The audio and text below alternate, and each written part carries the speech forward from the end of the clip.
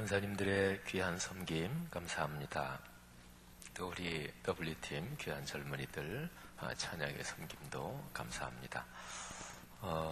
그냥 드리는 말씀이 아니고 우리 권사님들이 여태까지 부른 찬양 중에서 제일 무드 있었습니다. 아주 아름답게 잘 불러주셨고 가사가 참 좋습니다. 곡목 선택을 잘 하셨고 또 우리 쭉 지휘하신 분들, 우리 첫째 날은 최기용 목사님이 지휘하셨나요? 장로님들 할 때. 근데 쭉 지휘하신 분들, 최 목사님이야 전문가지만 또 중간에 또 다른 집사님도 전문가 계셨네요. 오늘 남권사님도 사실은 또 전문가시고 음악 교사신데 잘 해주셨습니다. 성도 여러분들에게 오늘과 내일 이제 이틀인데 그리고 메시지는 주일 설교까지 이어집니다. 하나님께서 여러분들에게 말씀을 깨닫고 또 말씀이 여러분의 삶에 성취되는 큰 기쁨이 있기를 주님의 이름으로 축복합니다. 제가 드린 예물을 위해서 한번 손을 얹고 기도합니다. 하나님 아버지 은혜를 진심으로 감사합니다. 우리를 사랑하셔서 우리를 주님 앞으로 불러 모으시사 이 꿈새 한가을에 말씀의 잔치를 허락하시고 또 우리로 하여금 은혜 받게 하시고 또 이 꿈새 한가을 진행되는 중에 여러 귀한 주의 종들이 정성을 다해 섬기게 하심을 감사합니다.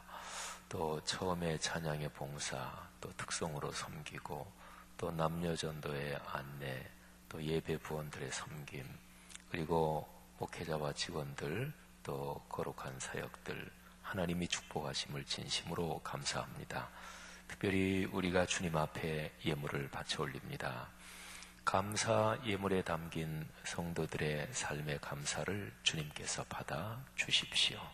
하나님께서 받으사 더 아름다운 감사로 그리고 감사의 범위가 나와 가족에서 점점 더 넓어지는 축복이 있게 해 주옵소서. 또 그 때문에 하나님께서 우리에게 더 큰 복을 주시기를 간절히 원합니다. 하늘아버지 간절히 기도하기는 성도들이 사랑 나눔 금식 헌금을 드린 이 예물을 통해서 우리 교회의 사랑 구제 긍휼 사역 아름답게 펼쳐지게 하옵소서. 감사합니다. 특별히 이번 꿈새 기간 중에 각 성도님들이 또 각 가정마다 가문에서 기도하는 제목이 응답되게 해 주옵소서. 감사합니다. 예수 그리스도 이름으로 간절히 기도 올립니다. 아멘. 사람은 누구나 마음의 소원을 가지고 삽니다. 아주 간혹 가다가 하는 그런 사람도 있겠지만요. 삶을 체념하고 또 포기한 사람도 있기는 해요. 근데 사람은 살면서 일반적으로는 소원을 가지고 살아요. 근데 소원이 있다.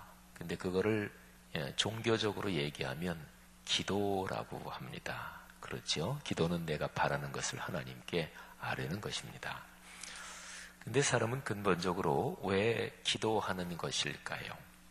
이거를 여러 가지로 설명할 수가 있어요. 그냥 일반적으로 종교 심리학적으로 그냥 얘기하면 사람은 불완전한 존재니까 또 사람이 사는 세상이 불확실하니까 그러니까 걱정되고 근심되고 그러니까 어디에다가 기대고 싶은 거지요. 더 강한데 흔들림이 없는데 거기에 기대고 싶은 거지요. 제가 어릴 때부터 아는 어떤 분이 불교를 오래 믿으셨어요. 아주 오래 믿으셨어요.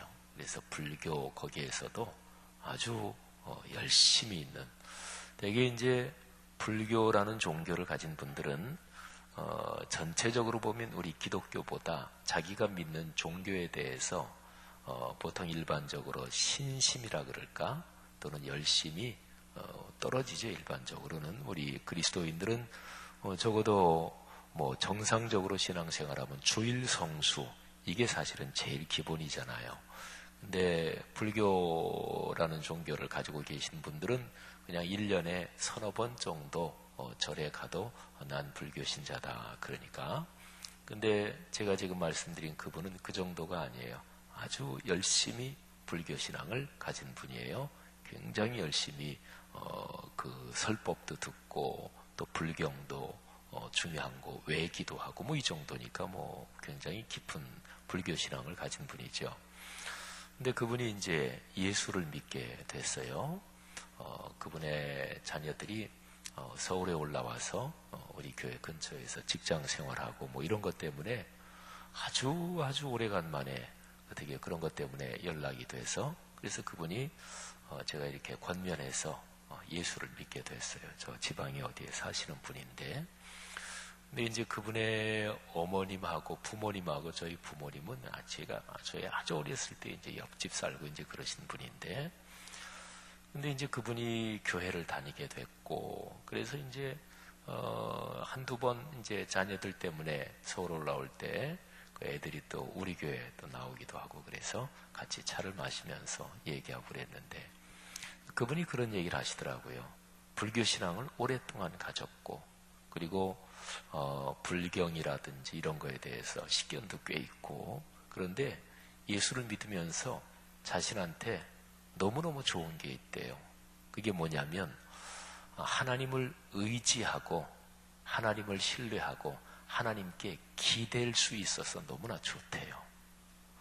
그래서 제가 가만히 뭐 그 양반 얘기를 들으면서 불교 신앙을요 제대로 거기서 가르치는 대로 하면 뭐 제가 불교 쪽에 대한 아주 깊은 식견은 없어도 또 제가 목사고 또 종교에 대해서 목사는 또 이런저런 다른 종교 어느 정도는 알아야 되고 또 신학을 공부하면서 타종교 뭐 이런 것도 조금 책도 읽고 그랬으니까 불교를 제대로 하면 불교는 어려운 종교입니다. 어려운 종교예요. 엄밀하게 말하면 불교에는 신이 없어요. 부처는 깨달은 자를 부처라 그래요. 누구나가 다 깨달은 자가 될 수 있고 자기 안에 다 부처가 있는 거예요. 그러니까 불교를 원래 제대로 그 불교대로 믿으면 불교는 참 힘든 종교입니다. 그러니까 자기의 마음을 살피면서 조금이라도 눈 가리고 아웅하는 게 있으면 그러면 성불하지 못하죠. 어떻게 부처가 되겠어요? 우리가 종교 생활하면서 눈 가리고 아웅하는 게 사실은 많잖아요. 근데 그래서는 깨닫는 자가 되지 못하는 거지요. 근데 이제 한국 땅이나 어느 나라나 불교 그 고승들이 하는 얘기예요. 한국 불교는 너무너무 미신적으로 됐다. 또 역사를 보면은 불교에 여러 가지 미신이 많습니다. 근데 그건 원래 불교에는 없는 거예요. 근데 우리 한국에 우리 한반도 또 이 동북아시아에 샤머니즘 무당 종교라는 게 있잖아요. 이게 굉장히 뿌리 깊은 거예요. 그래서 어떤 종교학자는 또 신학자들도 그런 얘기해요.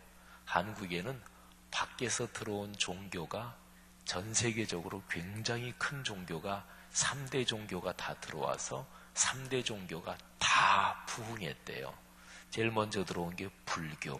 삼국시대에 들어와서 고려시대는 뭐 국가의 종교였잖아요.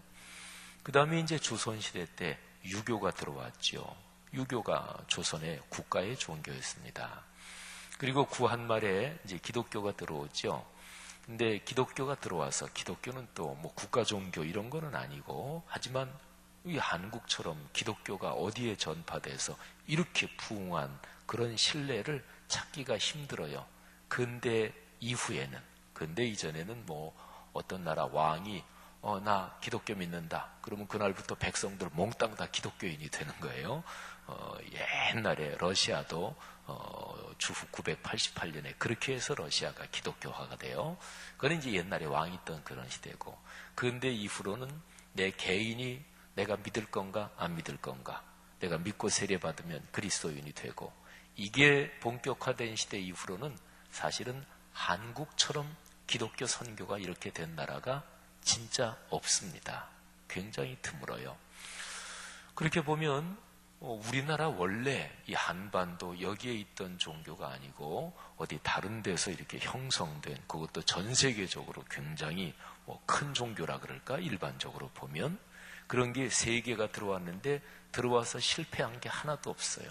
다 성공했어요.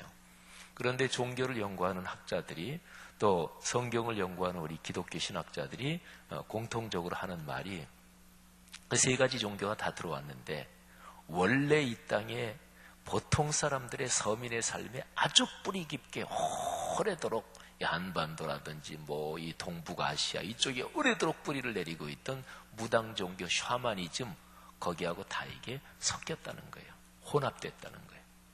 그래서 불교가 거기에 그 학자들, 불교 고승들이 다 하는 얘기, 미신적인 요소가 아주 많죠. 불교에서 보통 하는 거, 그게 원래 불법이나 불경 그런 데는 없는 거. 유교도 마찬가지예요.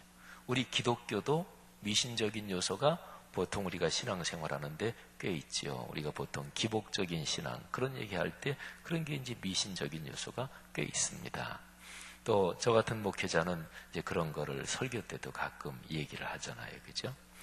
사랑하신 여러분, 사람은요 약한 존재고, 그래 한계가 있는 존재고, 사람이 사는 삶은 불확실하고, 그래서 사람은 뭐에 기대고 싶은 거예요. 근데 원래 불교는 그런 게 없는 종교예요. 그래서 제가 아까 얘기한 제 어릴 적에 동네 살던 그분 얘기가, 오랫동안 불교 믿었고, 그러니까 그분은 제대로 믿은 거예요. 제가 잠깐 얘기 들었지만 또 이렇게 생각해 보니까 보통 불교든 종교 믿는 사람이 미신적으로 믿고 그런 분이 아니더라고요. 그런데 제대로 불교를 믿었는데 그분이 살아온 삶이 보니까 참 힘들었는데, 근데 너무나 힘든데 거기에서는 뭔가 위로를 못 얻었는데, 기독교 신앙 가지고 교회 다니면서부터 교회에서 늘 듣는 얘기가 주님께 기도하고 주님께 의지하고 주님께 기대고 이런 거잖아요. 너무너무 그게 행복하대요. 사랑하신 여러분, 기도는 그런 것입니다. 근본적으로 보면 그런 것입니다. 성경 말씀에서 왜 우리가 기도하느냐, 여기에 대해서 아주 근원적인 기도하는 이유, 이거를 보여주는 게 창세기 그 태고적 본문에 있습니다. 창세기 4장 14절을 제가 한번 읽어볼 텐데요. 이 창세기 4장 14절은 가인이라는 사람이 자기 동생 쳐 죽이고, 그리고 나서 이제 하나님이 가인에게 벌을 내리시잖아요. 근데 그 하나님의 벌을, 형벌을 내리시는 걸 가인이 듣고서, 그리고 가인이 하나님께 드리는 말씀, 그게 이제 4장 14절이에요. 근데 여기에 보면 인간 본성의 근원적인 심리 또는 근원적인 어떤 모습이 여기에 나와요. 대개요, 창세기, 성경 다른 데도 비슷한데요, 창세기에 나오는 내용들은 인간이라는 존재에서 가장 근원적이고 가장 본질적인 어떤 원형, 기본적인 틀, 기본적인 프레임, 이런 거를 보여주는 게 창세기에는 많다, 이렇게 보시면 돼요. 자, 4장 14절, 가인이 주님께 이렇게 말씀드립니다. 주께서 오늘 이 지면에서 나를 쫓아내시온즉 내가 주의 낯을 배웁지 못하리니 내가 땅에서 피하며 유리하는 자가 될지라. 무릇 나를 만나는 자마다 나를 죽이겠나이다. 아멘. 자, 이 구절을 좀 생각해 보세요. 가인의 심정이 어떨까요? 지금 마음 든든한 심정? 전혀 아니죠. 완전히 반대죠. 불안한 거예요. 그리고 뭔가 아주 그냥 어쩔 줄 모르는 거예요. 근데 왜 불안한가요? 오늘 이 말씀을 보면 근원적으로 불안한 거는 자기가 범죄하기 전에는 몰랐지. 그런데 범죄하고 나니까 비로소 자기의 삶에 있는 그 소중한 보배를 깨닫게 되는 거예요. 우리 그런 때 많잖아요. 가족이라는 게 늘 있는 거고, 아이들 늘 속썩이긴 해도 그렇게 그렁그렁 자라주는데 애가 중병에 걸렸다든지, 하여튼 우리 주변에서 늘 있는 건데, 그게 문제가 심각하게 생기면서 비로소 이게 진짜 중요한 거였네, 이런 거 아는 거 있잖아요. 예를 들어서 코로 숨 쉬는 게 참 좋은 겁니다. 근데 그거는 막혀봐야 알아요. 그죠? 막혀봐라요. 두 발로 걷는 거는 얼마나 행복한지 모릅니다. 그것도 다리 하나가 좀 부러져서 깁스를 하고 한 2달 있어 봐야 알아요. 그거는 제 체험을 얘기하는 거예요. 그러니까 우리 주변에 있는 모든 게 참 소중한데 그게 없어져 봐야, 그래야 아는 것들이 많죠. 근데 여기에서 가인이 하나님하고 같이 살았는데, 그런데 하나님이 형벌을 내리시면서 쫓아내시잖아요. 그래서 아까 읽은 구절에 주의 낯을 배웁지 못하리니, 주께서 나를 쫓아내시온즉, 이 지면에서 나를 쫓아내시니 주의 낯을 배웁지 못한다. 그러니까 주님 앞에서 쫓겨나는 거예요. 사람이 가장 근본적으로 불안한 것은 바로 그것입니다. 조그만 아이가 엄마를 잃어버리면 그러면 갑자기 세상이 캄캄해지고 불안한 것처럼 사람은 마찬가지로 근본적으로 그렇습니다. 그러니까 사람이 이 땅에 살면서 기도하는 것은 근원적인 어떤 불안을 가지고 있는 거예요. 그거는 하나님과 멀어진, 하나님과 떨어진 어떤 그런 데서 느끼는 불안이, 이거를 심리학자들이나 철학자들은 뭐 여러 가지로 얘기를 해요. 성경은 명쾌하게 얘기합니다. 사람은 하나님이 창조하신 하나님의 자녀인데 하나님에게서 떨어진 것 때문에 이게 불안한 거예요. 뭐 어떤 학자는 그런 얘기도 해요. 사람이 엄마 태중에서 탯줄로 연결되어 있잖아요. 엄마하고. 근데 세상에 나오면서 탯줄이 잘리면서 사람은 근원적으로 불안이라는 것을 가질 수밖에 없는 존재다. 뭐 이렇게도 설명을 해요. 어쨌든요. 그런데 이제 여기에 4장 14절에 보면 근원적으로 하나님과 떨어졌다. 이것 때문에 사람은 불안하고, 그리고 그래서 뭔가를 기대고 싶다. 뭐 이런 건데, 근데 이제 4장 14절에 좀 더 구체적인 3가지 이유가 나옵니다. 우선은요, 내가 땅에서 피하면서 유리하는 자가 되리라. 뭐 유리 방황 뭐 이런 얘기 있잖아요. 그러니까 헤맨다 그런 얘기죠. 사람은요, 자기가 사는 곳에 이렇게 정착할 때가 마음이 편해요. 난 모르는 곳에 가면 불안하기도 합니다. 그러니까 사람은요, 근본적으로 공간에 대한 두려움이 있는 거예요. 내가 모르는 장소, 모르는 공간에 대한 두려움이 있는 거예요.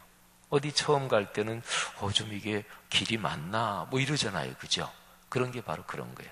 공간에, 미지의 공간에 대한 두려움이 있는 거예요. 그 다음에 여기에 보면 이 가인이 자기가 앞으로 살아갈 삶에 대해서 이게 뭔가 불안한 거잖아요. 그러니까 이거는 앞으로 내가 살아갈 내 미래가 이게 겁나는 거예요. 이거는 시간에 대한 두려움이지요. 아직까지 밟아보지 않은 시간의 땅, 거기에 대한 두려움이 있는 거예요. 그 다음에 또 하나가 있어요. 무릇 나를 만나는 자마다 나를 죽이겠나이다. 말하자면 만나는 사람에 대한 두려움. 사람이 살면서 제일 행복한 거는 사람 때문이지만 제일 무서운 것도 역시 사람이에요. 근데 여기서 가인이 얘기한 거는 사람만이 아니에요. 말하자면 사람 이외에 이 세상에 있는 다른 것들이 두려운 거예요. 뭐 쉬운 얘기로 사나운 맹수 이런 것도 뭐 두려운 거 아니겠어요, 그죠? 아니면 지진 나고 뭐 요즘에 이제 태평양 주변에 쭉 있는 그 땅들, 이거를 불의 골이라 그래요. 근데 여기에서 뭐 칠레에서 지진 8도, 뭐 6이 넘는 지진이 났고 뭐 계속해서 뭐 지금 불의 고리가 활동하는 것 같아요. 지진 무섭고 또 뭐 천재지변 무섭잖아요. 그러니까 가인은 사람으로 말하면 타인에 대한 불안과 두려움이 있는 거예요. 그리고 타인보다 더 넓게 다른 모든 존재들을 합치면 타자라고 얘기할 수 있는데 타자에 대한 두려움이 있는 거예요. 그러면 보세요. 3가지 두려움이 있는 거예요. 하나님께 벌을 받은 인간은 내가 걸어갈 앞날 어떻게 될까? 걸어갈 미래가 불안한 거예요. 시간에 대한 두려움이에요. 2번째는 내가 사는 이 세상을 살아가면서 다른 장소로 옮기고 등등 미지의 공간에 대한 두려움이고, 마지막 3번째는 타인과 타자에 대한 두려움이에요. 여러분 이거를 가만히 생각해 보면 사람마다 이 불안 두려움 없는 사람 있나요? 여기 계신 분 중에서 지금 이후로 걸어갈, 내가 언제 주님께 부름을 받을지는 모르지만 주님께 부름을 받는 그날까지 나는 내가 걸어갈 미래에 대해서 불안한 거 하나도 없다. 그런 분 아마도 안 계실 거예요. 어느 정도는 정도 차이는 있지만 이제 나이 그냥 60이 훌쩍 넘어서는데 건강 원만해야 될 텐데 어떤 어르신 그렇게 건강하시더니 갑자기 그렇게 한 70 중반 넘으시더니 막 그렇게 그냥 병에 몸져 누워서 그렇게 십수년을 고생했는데 난 그러진 말아야지. 연세 드신 분들 다 공통적으로 건강에 대한 염려 걱정이 있으시잖아요. 40대 이런 사람들 직장 생활 또 명예퇴직 해야 되나 말아야 되나, 퇴직하면 뭐 먹고 사나, 그런 걱정 없는 사람은 어디 있어요? 사람 누구나 다 자기가 이후로 걸어갈 시간에 대한 걱정이 있어요. 그거는 청소년들도 마찬가지예요. 대학 입시 잘해야 될 텐데 힘들고, 누구나 다 걸어갈 미래의 시간에 대한 두려움이 있습니다. 공간에 대한 두려움, 그거는 가장 아주 쉽게 얘기하면 집 문제에 대한 걱정이다, 이렇게 봐도 괜찮아요. 집이라는 게 내가 살 공간이잖아요. 내가 안전하게 그 공간에만 들어가면 편안하고 행복하고 그리고 쉴 수 있고, 그런 공간이 있어야 돼요. 해가 저물 때 행복한 사람은 돌아갈 집이 있는 사람이 행복한 거예요. 인생의 황혼이 저물 때 행복한 사람은 영원히 돌아갈 본향이 있는 사람은 행복한 거예요. 그게 바로 공간에 대한 얘기지요. 여러분, 주변 사람 중에서 그 사람 그러면 그 사람은 내 편이야. 그 사람은 나 잘 이해해줘. 그 사람하고 얘기하면 마음이 편해.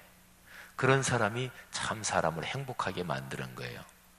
근데 사실은 사람은 가만히 보면 영원한 자기 편은 그건 없다, 이렇게도 볼 수가 있습니다. 예를 들어서 부부 사이에 옛날 부부로 말한다면 평생 그냥 순종하고 살아왔던 부인이 갑자기 나이가 들면서 어느 날 갑자기 여보 이혼해. 아니 갑자기 순종적으로 현모양처였던 부인이 갑자기, 그 황혼 이혼이 있지요. 계속 그렇게 살아왔지만 계속 그렇게는 못 산다. 그러니까 평생 살아온 게 그게 진짜 그렇게 살아온 게 아니라 사회적 관습이 그랬고, 그러니까 그렇게 살아온 거, 그럴 수도 있지요. 부부도 살아가면서 점점 모르게 되는 그런 경우도 많은 것이고, 친구요 또는 동업자 말할 것도 없어요. 그렇게 보면 사람 사이에는 사실은 영원한 내 편은 없습니다. 그러니까 사람이 살면서 젊을 때만 불안한 게 아니라, 장년 때만 그런 게 아니라, 나이가 들어서도 사람은 인간관계 때문에는 늘 긴장을 하게 되고, 영원한 내 편은 아무도 없고 나를 진짜로 알아주는 사람은 사실은 근원적으로 없는 거고, 그래서 신앙생활에서도 사람을 의지하면 그 믿는 도끼에 발등 찍힌다는 얘기가 바로 이제 그런 거지요. 그러니까 사람은 믿음의 대상은 아닙니다. 근원적으로 믿음의 대상이 아니고 사람은 사랑의 대상이다. 그거 참 멋진 말이고 좋은 말이에요. 그죠? 사람은 하나님을 믿듯이 그렇게 믿을 대상이 아니고, 그렇다고 사람마다 다 의심의 눈초리로 이렇게 쳐다보고 그러란 얘기가 아니고요. 사람은 다 불완전하다. 그러니까 누구를 완전하거니 생각하고 믿으면 그게 우리말처럼 그 도끼에 발등이 찍히는 거예요. 교회 신앙생활하면서 성도 목회자 관계도 마찬가지예요. 목회자를 말하자면 하나님 믿듯이 믿으면 그 목회자가 교주가 되든지 그 성도가 말하자면 광신자가 되든지 그게 완전히 묶여버리는 거예요. 그건 바른 신앙이 아니에요. 그런 게 바로 이제 사회적으로 어떤 사이비 교주가 별별 부정을 다 저지르는데도 여전히 충성하는 사람들이 있어요. 그건 바로 거기에 완전히 묶여버린 거예요. 교회도 마찬가지예요. 그러니까 목회자를 완전히 하나님 믿듯이 믿으면 그게 신앙이 좋은 것 같지만 아니에요. 목회자는 그런 사람 보면 겁나요. 그러니까 그렇게 믿는 게 아니고, 목회자 개인은 단점이 있고 약점이 있지만 하나님이 세우신 그 공적인 직분, 영적인 직분 때문에 존경하는 거예요. 그리고 같이 더불어 주님의 일을 해나가는 거예요. 이게 바른 태도예요. 그래서 자기 신앙이 주님과의 관계에서 주님을 믿는 게 깊어져야 돼요. 그런데 통속적으로 얘기하면 목회자가 교주 비슷한 비스무리한 색깔 이렇게 될 때가 목회가 쉬워요. 비스무리하게. 그래서 목회자들이 목회하면서 그런 테크닉도 좀 연마하고 그래야 목회하기가 쉬운데 그거는 바른 신앙이 아니다. 그런 거죠. 사랑하신 여러분, 이 세 가지 불안을 가지고 있는 게 사람이에요. 내가 걸어갈 미래가 불안해요. 내가 살아갈 공간이 완전하게 안전하게 확보되는 거는 그건 아무것도 없어요. 국가 간에 왜 전쟁해? 땅 싸움 하는 거잖아요. 동양이나 서양이나 성을 쌓고 왜 그래요? 공간 확보하는 거 아니겠어요? 부동산이 심각한 문제는 다 공간 확보잖아요. 우리 어렸을 때 땅 따먹기 한 거 기억나세요? 땅 따먹기 이렇게 넓게 네모든 원을 이렇게 그려놓고 제일 처음에 시작할 때 기억나세요? 그때는 한 뼘 이렇게 한 뼘 자기 땅 한 뼘씩 가져요. 그러고 나서 거기다 조그만 돌 가지고 한 번, 두 번, 세 번 해서 들어오면 그거 내 땅 되는 거예요. 그죠? 어렸을 때부터 땅 따먹기. 사랑하신 여러분, 왜 우리는 기도하나? 이런 근원적인 거로 보면 이거는 그리스도인에게도 마찬가지예요. 성도 여러분, 기도할 때 어떤 축복이 있나요? 내가 걸어갈 미래, 시간에 대한 두려움이 이게 사라지는 거죠. 주님께서 나와 같이 가신다. 주께서 나와 동행하신다. 공간에 대한 두려움, 이게 사라지는 거예요. 그 어디나 하늘나라. 내가 예수 믿고 은혜 받고 보니까 그 어디나 하늘나라. 세상이 다 내 집이고 하나님이 내가 사는 그곳에 같이 계시고, 대표적인 예가 야곱이잖아요. 야곱이 형을 피해가지고 도망치면서 얼마나 불안했겠어요. 얼마나 두려웠겠어요. 들판, 완전 들판은 아니었을지도 모르겠지만 루스라는 곳에서 잠을 자면서 형이 지금도 쫓아오지 않을까, 또 거기가 처음 가보는 장소니까 맹수한테 습격을 받지 않을까 얼마나 두려웠겠어요. 근데 거기에 하나님이 계셨어요. 잠을 자면서 사다리가 보이고 사다리가 하늘 꼭대기에 닿았는데 거기에 주님의 보좌가 있고 천사들이 오르락내리락하고, 근데 거기서 하나님께서 야곱에게 말씀하십니다. 내가 너와 같이 간다. 내가 너와 같이 있다. 아, 여기가 바로 하늘의 문이구나. 여기가 바로 하나님이 계시구나. 그러니까 그리스도인이 예수를 믿고 나면 어디에나 주님께서 같이 계시는 거예요. 저는 식사 기도할 때 이런 기도를 참 즐겨합니다. 주신 음식 감사하고 또 둘러앉은 사람들 같이 식사하는 거 감사하고, 그런데 주님, 이 자리에 주 예수께서 같이 계신 줄 믿습니다. 어떤 분은 집의 식탁에 꼭 빈 의자를 하나 이렇게 놓는다, 그런 얘기도 들은 적이 있어요. 빈 의자를 꼭 하나. 거기에는 누가 앉아 계시는 건가? 예수님이 앉아 계시는 거다. 그것도 참 좋은 아이디어예요. 그죠? 그리고 사람은요, 다른 타인, 타자에 대한 두려움, 여기에서 예수를 제대로 믿고 나면 모든 사람을 사랑할 대상으로 주님께 그렇게 배우는 거잖아요. 그러니까 사람을 저놈이 나 공격하지 않나? 저거 의심스럽다. 몽땅 그런 눈으로 다 쳐다보면 세상 사람이 다 사기꾼 같고 다 도둑놈 같고 그런 거예요. 근데 그러지 않고 내가 사랑으로 끌어안을 대상으로 생각하면 그러면 사람이 달라 보이는 거지요. 성도 여러분, 기도하면서 이런 은혜, 이런 축복 얻기를 주님의 이름으로 축원합니다. 데살로니가 전서 5장에는 기도에 대한 참 멋진 구절이 있습니다. 자, 데살로니가 전서 5장이 아니라 3장 말씀인데요. 3장 제일 마지막 부분을 한번 같이 보겠습니다. 3장 11절부터 13절 말씀입니다. 자, 우리 한번 같이 읽겠습니다. 데살로니가 전서 1장부터 5장까지요. 사도 바울이 구체적으로 나는 지금 이렇게 기도한다, 그런 기도의 내용이 대표적으로 나오는 게 바로 여기에요. 3장 11절부터 13절 다 같이 봉독합니다. 하나님 우리 아버지와 우리 주 예수는 우리 길을 너희에게로 갈 수 있게 하시오며, 또 주께서 우리가 너희를 사랑함과 같이 너희도 피차간과 모든 사람에 대한 사랑이 더욱 많아 넘치게 하사 너희 마음을 굳건하게 하시고 우리 주 예수께서 그의 모든 성도와 함께 강림하실 때에 하나님 우리 아버지 앞에서 거룩함에 흠이 없게 하시기를 원하노라. 아멘. 여기 원하노라 하니까 이게 기도문이에요. 기도문. 여러분, 요 기도문에서 사도 바울은 세 가지를 기도하고 있습니다. 첫째는 만나기를 기도하고 있습니다. 자, 만남. 하나님 우리 아버지 주 예수께서 우리 길을 너희에게로 갈 수 있게 길을 열어주시고, 옛날 개역 성경에는 직행하게 하시고 이렇게도 번역을 했죠. 그것도 참 아주 강렬한 번역이에요.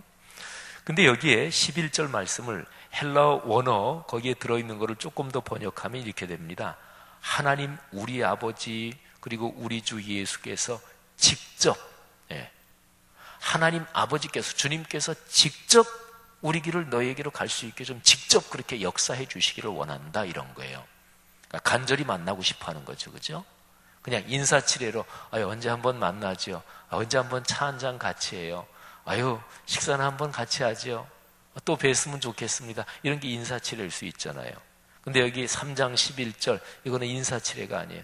하나님께서 우리가 너희에게로 갈 수 있도록 직접 역사했으면 좋겠습니다. 만나기를 간절히 원하는 거예요.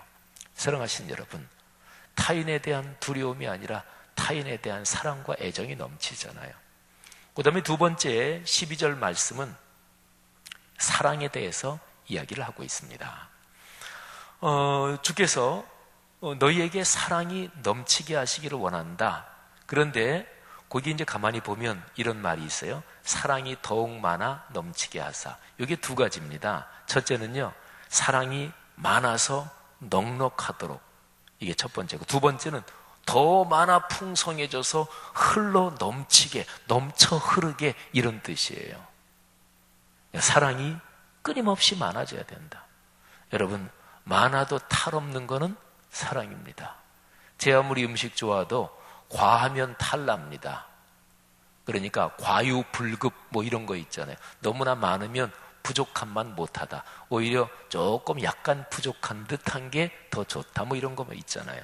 음식 먹을 때도 그렇고 이런저런 욕심도 그렇고 다 사람이 그래요. 근데 넘쳐도 제 아무리 많아도 탈없는 게 사랑입니다.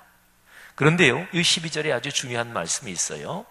이 사랑이 누구에게 있었으면 좋겠느냐? 12절 보면은 피차간과 모든 사람을 대한 사랑이, 그러니까 너희 서로 피차간에, 그리고 두 번째는 모든 사람에 대해서.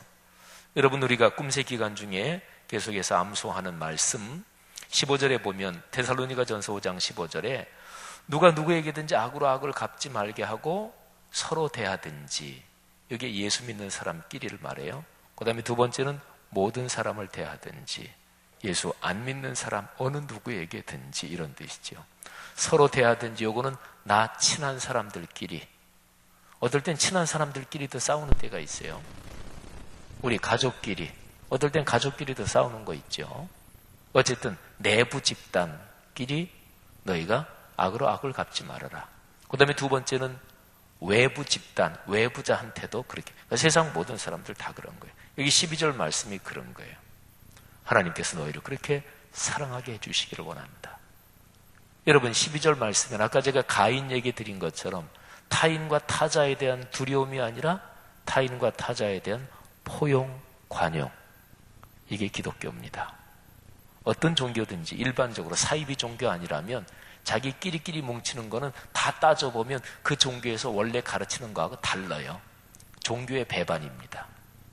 기독교인이, 제가 늘 강조하지만 그리스도인이 그리스도인끼리, 교회가 교회만, 그러면 이거는 성경을 배반하는 거예요. 성경은 그렇게 가르친 적 없어요. 그리스도인은 누구를 포용하는 거죠. 자, 그 다음에 13절 말씀 보면 사도 바울이 세 번째 기도 제목이 거기에 있습니다.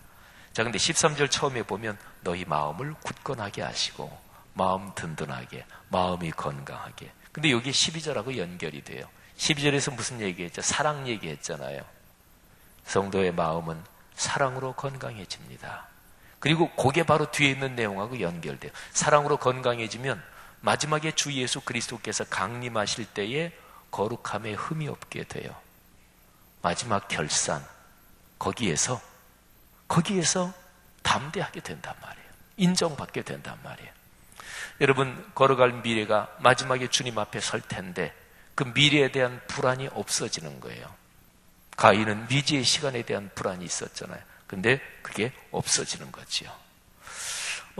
우리 신약 성경 이 사보는 여러 가지 전통이 있는데, 그런데 여기 13절 말씀 제일 뒤에 흠이 없게 하시기를 원하노라, 요 뒤에 아멘, 요 단어가 있는 그런 사본도 있어요. 그래서 어떤 영어 성경 또는 독일어 성경 같은 데 보면 아멘 이게 나오는 것도 있어요. 이게 진짜로 아멘이죠. 성도 여러분, 사도 바울이 간절히 기도한 이 세 가지 기도는 참으로 중요한 것 아닙니까? 한번 여러분과 저 우리 자신에게 연관해 생각해 보세요. 다른 사람과의 만남의 축복을 하나님이 주시기를 축복합니다. 여러분에게 그런 사람이 있기를 바랍니다. 간절히 만나고 싶은 사람, 그런 사람이 있어야 삶이지, 만나고 싶은 사람도 없고 그러면 인생 끝이죠. 여러분의 손자 손녀 멀리 미국에 산다, 어디 저 멀리 다른 데 산다.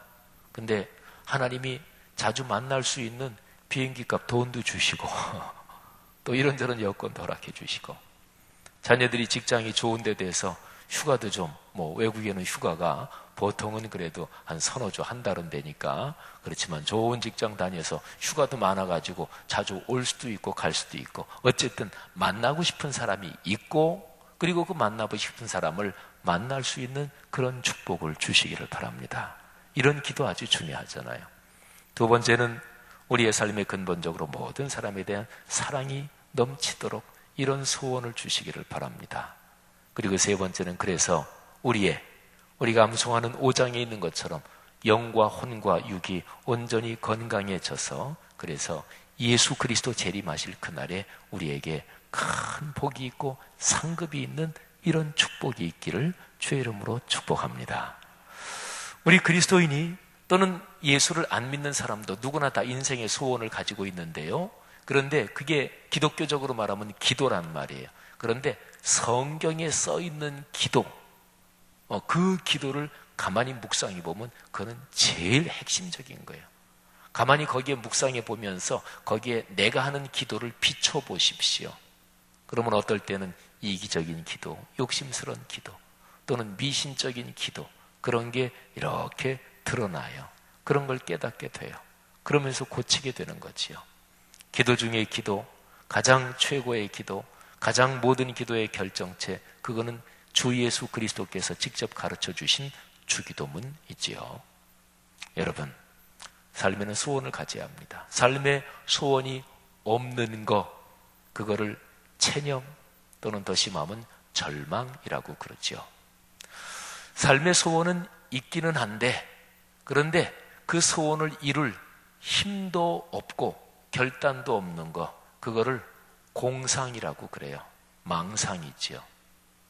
삶의 소원이 있는데 그 소원을 이루는 방법을 잘못 선택하는 경우, 사람이 소원을 이룰 만큼 누구나 다 힘이 있고 다 돈이 있고 다 여건이 있고 다 열망이 있고 그런 건 아니잖아요. 근데 소원을 이루고 싶은데 누구의 힘을 빌려야 되는데 엉뚱한 데 가서 힘을 빌리는 거, 그걸 가리켜서 미신이라고 그래요. 사탄 마귀 잡신 귀신한테 힘을 빌리니까 그 미신이 인간 세상에서 권력 있는 자에게 붙고 힘 있는 자에게 붙고, 그럴 때는 하나님이 주신 자기의 자유로운 인격성을 거기다가 제물로 갖다 바치는 거예요. 그래서 남의 수하가 되는 거지요. 막말로 얘기하면 남의 똘마니가 되는 거지요. 사랑하신 여러분, 그는 아름다운 인생이 결코 아닙니다. 그는 큰 틀로 보면 삶의 소원이 있는데, 삶이 불안한데 어디에 의지하고 싶어서, 그래서 힘 있는데 붙는 거예요. 사랑하신 여러분, 마지막으로 제일 중요한 거는 삶의 소원이 있어요. 소원은 끊어지면 안 돼요. 포기하면 안 돼요. 내 소원을 이룰 제대로 된 번지수를 찾는 거예요. 그게 바로 천지를 창조하신 하나님을 신뢰하고 그분을 믿고 그리고 그분에게 의지하는 거예요. 이거를 가리켜서 기도라고 그래요. 사도 바울은 데살로니가 성도들을 위해서 기도했습니다. 그리고 기도할 때마다 감사하고 기뻐했어요. 데살로니가 전서 5장 맨 마지막에, 마지막 부분에 우리가 암송하는 구절에 저 유명한 생활 삼덕이 있죠. 한번 공간에 여러분 이렇게 써보세요. 항상 기뻐하라, 쉬지 말고 기도하라, 범사에 감사하라. 가운데 뭐가 있어요? 기도하라. 앞에 기쁨, 뒤에 감사지요. 이제 다른 거 다 지워놓고 이 공간에 세 가지만 써봐요. 기쁨, 기도, 감사.